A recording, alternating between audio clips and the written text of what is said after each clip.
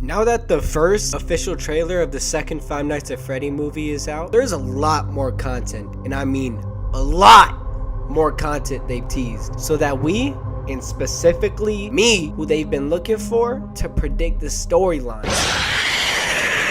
We left off in the last movie with Vanessa in the hospital, hopefully dead, because I don't even know if I like her character. After that, we see William Afton found out to be the murderer of an abandoned case of children gone missing. We see him lying on the floor of a parts and service room, being shut off for the last time and slowly rotting. And of course, Corey getting jump scared by a 1/4-foot tall minifigure of Balloon Boy. In this fever dream of a video, I'm gonna gather up all the evidence I could find just to create an idea of how I think the movie will go. So like a fanfic? No! It's not a fanfic! Yeah, it's a fanfic. I'm a fan, frick your face up. Whoa! Stop with these corny jokes. I ain't with it. I ain't with you either. One of the first 4 scripts shown by Scott during the 10-year anniversary included a family being lured into an area in the pizzeria, which honestly has had me on edge the past year, and it was definitely an opening scene, knowing that it was at the beginning of the script, being one of the first 5 pages out of probably 100, which is the average for around 2-hour-long screenplays. But I believe now it's clear that the scene is altered,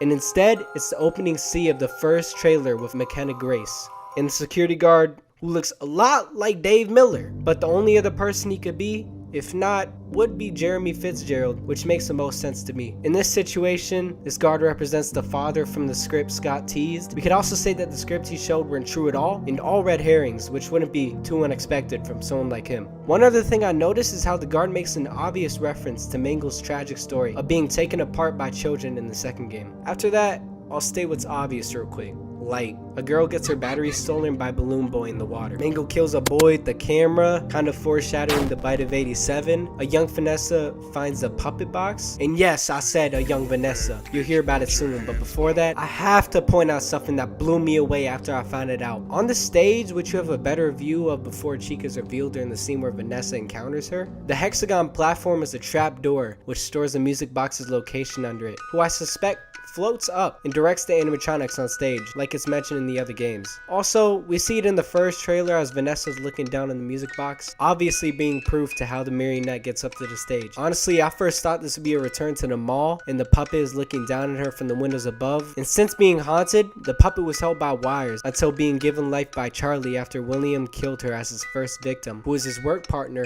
Henry's daughter, and also a revenge plan from William after his son was taken by one of Henry's creations, Fredbear. Tragic. As for after that scene, I think it'll lead right into this part of the trailer we see, which is kind of hard to pick off of since there's not much explicit content they give to us. But I think it's safe to say that William is not going to be in the second movie, and at least that specific version of himself. Most scenes we'll see of him will be in flashbacks, a portion of them probably being told by Vanessa herself, and of course all this trauma is going to have to go somewhere, because memories of her past and the year before when she was stabbed, these dark memories of her father will attack her in flashbacks. This will lead her to go insane, and as you see, she gets quite physical, even pulling out a gun. This goes on day and night, since in the trailer, she's wearing both of the same clothes, meaning this could trigger her for a whole day, and not just a short period of time. We could also expect remembering a fight from her father that happened in the past, because in some parts, he isn't in the yellow rabbit suit like we saw in the end of the last movie. And someone tell me why this man working at that job again, because why does he need a job with a house looking that good? On the first night, I don't expect anything to happen for Mike, besides the music box being an issue, but on the second, some things I believe might happen is he begins to realize the toy animatronics move, and it'll remind him of the first movie, leading him to want to leave, but he's shielded in basically since he can't let them get out, and potentially terrorize the town. Which is basically foreshadowing, which you'll see, but things won't get too crazy, obviously. It's just the first night, watch me be wrong. On the third night, he could get help from lost tape he uncovers, which explains to him how he could do his first shift, since there won't be any William Afton to help him study. It'll be almost like a retcon to the third game, where they recovered training tapes left over from the last worker, meaning we could finally hear Scott have his own appearance in his own film. And with these tapes, he discovers the withered animatronics in the parts and service room. I'm expecting he's gonna think it's pretty creepy, look around with his flashlight and stuff.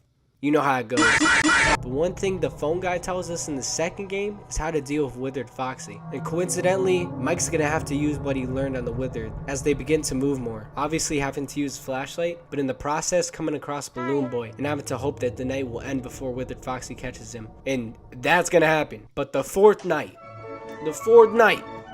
you're about to lose your mind! I really don't know yet. I don't know what's gonna happen in this one. As for Mike's fifth night, I don't know either, since they're at the dinner in the trailer during the night, but the night shift is during the night, so freaking confusing.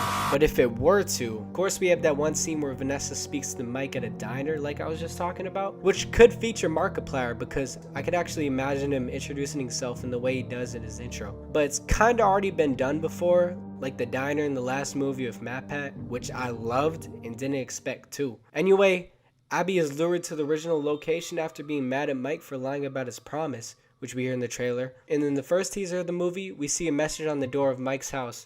The "gone to fix my friends" letter Mike gets seems to be written by Abby, which is why she ends up biking to the pizzeria, where we see her all grown up for the first time.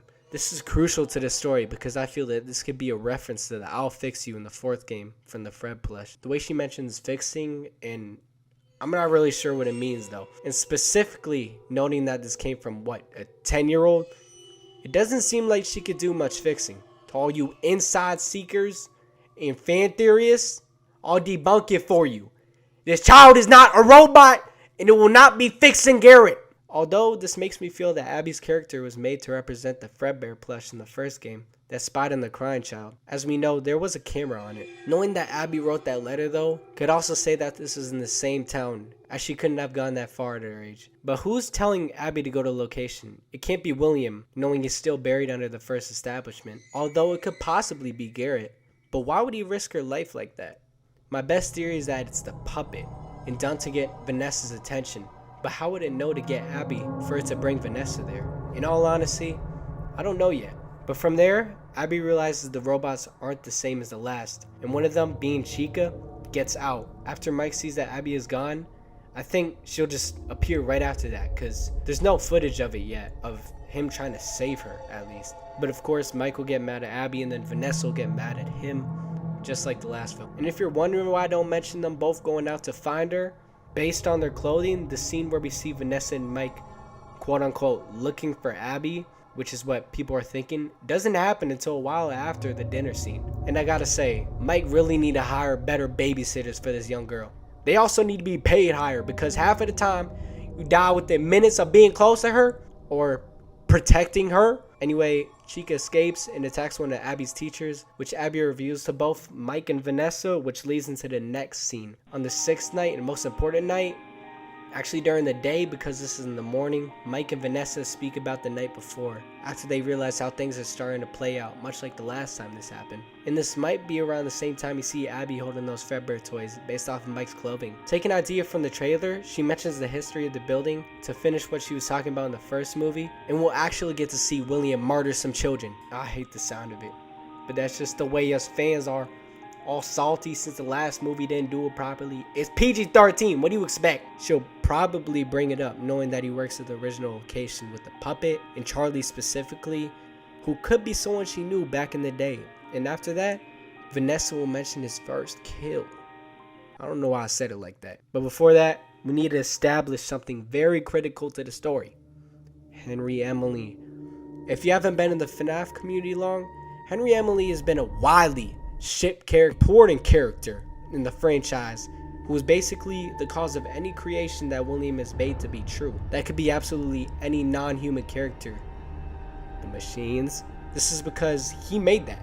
Henry created the animatronics, and so did William, but in the process and before any big controversy, in the timeline where Goldie Freddy was on stage, he was an opponent to William and took him as competition. After years of going against each other and progressively getting better than the other, also lots of plagiarizing, the two officially partnered up to create the Freddy Fazbear's Pizzeria. So far in the movie story that's canon to the movie lore, we haven't seen any trace of Henry Emily in the series, besides all of the theories, that of him being Mike's father. I also came up with a theory before writing the script that I deeply regret. It was called The Man Behind the Father, and I never returned to it. I think you could guess why. Essentially, it theorized Mike's father being Henry, and although it could work, it wouldn't make sense. In the theory, Garrett would be Charlie Emily, which has already been debunked by what we hear in the trailer. It's safe to say that he won't be playing Michael's father in the movies. Now, what could he be then? And where will he be now? Before Mike's brother was taken by William Afton, William also killed his partner's daughter, Charlie Emily. First of all, have you ever thought about how things would end up for William if he was caught? I guess we'll never know. But seriously, how did he not get caught? And how did he make the situation tone down, allowing events for the Fazbear's Pizzeria franchise to keep on going like FazFest? There must have been something to calm everything down. And I think that the reason we saw those photos of Purple Guy going to that prison was because of how he met Henry Emily after framing of the crimes that Purple Guy himself committed, being the cause of death of 5 children and one unsolved case of a kidnapped child, Garrett. Overall, the big bad of the series will frame Henry Emily, of course being his own partner in crime and without knowing it, resulting in Henry to go to prison and William getting away scot-free. Y'all see what I did there? Obviously, this will be shown in flashbacks if it ever happens, and I'm quite confident that it will. Let me get back on topic with the 6th night again. After speaking to Vanessa on his porch, he weirdly goes back to work later in the day and uses the Freddy mask, which Vanessa suggested earlier. Of course, after being caught by Withered Chica, which is what everybody is freaking out about the trailer, but I mean, it's like a whole ton of other things. There's Wither Bonnie, who even got red eyes. Maybe got to be possessed by William for that to happen, but they really just got to ruin the eyes every single time. After that, Mike goes against the Withers and whatever as we've seen. Now after that, we get into the mega juicy stuff. Vanessa, for some reason, is going around the building and looking at things, and as Mike's at the office upstairs, she's downstairs in the puppet's box room, reminding her of her past, and she first encounters it while it watches her from above. This causes her to realize she needs to tell Mike, letting him know he didn't wind up the music box, and that they need to leave. He finds him in trouble with the Wizards, and they try to leave, but as he's crossing the bridge, Mike drops his car keys in the water, making him get inside. And as he's looking for it, Balloon Boy takes his flashlight batteries before he could get out. And once he leaves, he comes across Withered Foxy, hiding as a last resort, since his eyes have slowly deteriorated over the years. But once they're able to get out, Mango gets out and gets on top of the car, but is flung into the pizzeria window, allowing the other animatronics to leave as Vanessa and Mike try to escape. Obviously, we know Mango follows Mike and Vanessa to stop their car, but we don't fully know if it's them in that. As the animatronics roams the streets, Bonnie nearly kills an old couple once entering their house sneakily, and where he uses not the knife, but the knife sharpener, which might hurt even more than the knife. But they obviously end up fine since the movie is rated PG-13, of course. Meanwhile, Freddy walks around FazFest, and Mike is able to lure him into his house, but he knows that Abby's there. So like always, Vanessa gets mad at him for a stupid reason, even though it's all they could do. In their house, Vanessa gets more flashbacks of her father, and Mike grabs them both as the puppet sneaks behind Vanessa. I also think that the puppet could be trying to protect Vanessa, since it isn't fully evil in its original storyline. But these shots are also making me think that it could be getting revenge on her for not helping, because she may also be one of the boys who kicked her out. Back to the story, Mingle breaks into the house after they back up into the window, which I know for a fact because the blinds are the same, which is something that I was finally able to get right. I haven't even watched the movie yet, I already know it. From there, I actually don't know how it could go without Mike having to burn his house down and parallel the games, which would be absolutely horrible. But I think that much like FNAF 6, Mike will find a way to lure all the animatronics back to the pizzeria and burn it down to free their souls. Also why the next movie will only include Springtrap as a villain, but also playing with Mike's mind by having the animatronics ghosts taunt him, probably from the trauma of the previous movie, much like what Vanessa is going through in the second film. It'll be cool if the movie ends with Mike opening a card that comes in the mail, showing he had gotten the pay from his job, referencing the end of the game, which I really wish they did in the first movie, but they could definitely do that now.